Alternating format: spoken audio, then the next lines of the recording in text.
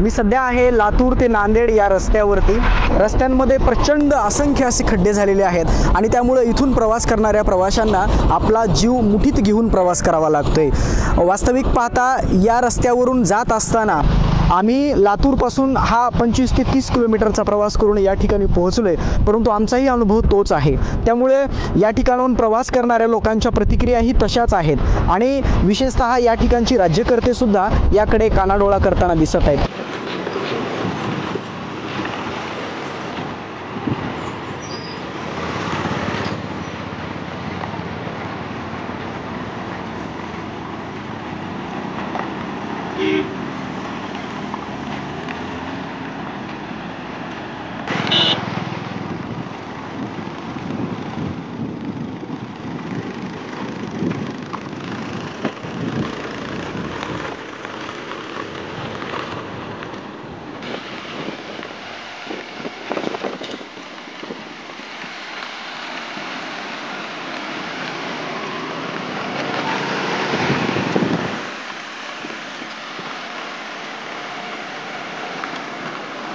रस्त्याने जाते वेळेस वाहनानं फिरते वेळेस इकडे तिकडे फार धक्काबुक्की खड्डे खचके असल्यामुळे शरीराला त्रास पडतोय, हाडे दुखतात आणि भयंकर भीती वाटते या रस्त्याने येणं फिरायला। आम्हाला रस्त्यावर प्रवास करताना रस्ता फार खराब झालेला, खड्डे पडलेले आहेत, गाडीमध्ये चालताना धक्काबुक्की होत असते, पुढींना बहुत तकलीफ होत आहे सर आम्हाला। रस्त्याची म्हणजे किती खड्डे आहेत, किती काय कसं जावं लागलं, फर्स्ट सेकंडमध्ये जाण्यात येऊ लागले, त्याच्यामध्ये तेल चालाय, टाईम वाया चालाय।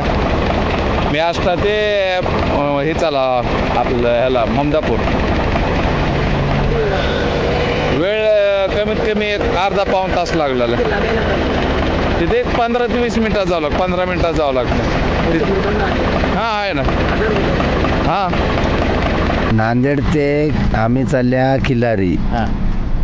बघा हा गाडीला तर 2 ते 2.5 तासाचा रस्ता आहे। आम्ही निघून आता आपल्या 4.5 तास झाला तर बी लातूर नाही आलं। हा गाड्यावर असं खड्ड्यातून चालून गाड्याची नुकसानी, एक तर रस्ता काढत नाही, इमर्जन्सी कोणतं काम असलं तर काम होत नाही।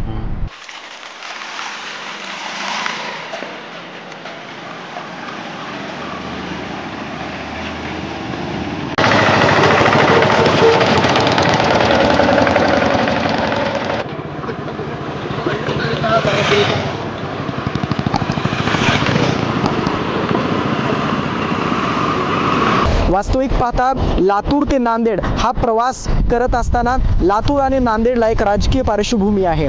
महाराष्ट्राच्या 2 माजी मुख्यमंत्र्यांनी या लातूरचं प्रतिनिधित्व केलेलं आहे, स्वर्गीय विलासराव देशमुख आणि त्यानंतर शंकरराव चव्हाण।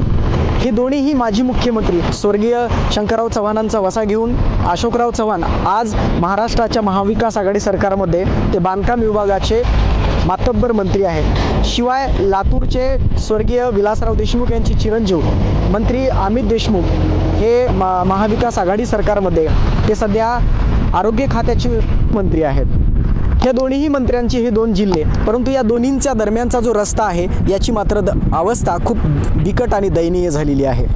वेदनादायक गोष्ट म्हणजे या ठिकाणच्या लोकांच्या देहबोलीतून हे जाणवतंय की ठेविले अनंत तैसेची राहावे, चित्ती असू द्यावे समाधान, हे या ठिकाणच्या लोकांच्या देहबोलीतून जाणवतंय। आजही मूलभूत प्रश्न या ठिकाणी शिल्लक आहेत। लोकांना खूप मोठा त्रास या रस्त्यावरनं प्रवास करताना सहन करावा लागतोय। राज्यकर्ते जर ही आमची बातमी पाहत असतील तर त्यांनी नक्कीच या गोष्टीचा विचार करावा आणि तात्काळ या सर्व प्रश्नांवरती मार्ग काढावा। भारत सत्ता लाईव्हसाठी अजय घोडके, लातूर।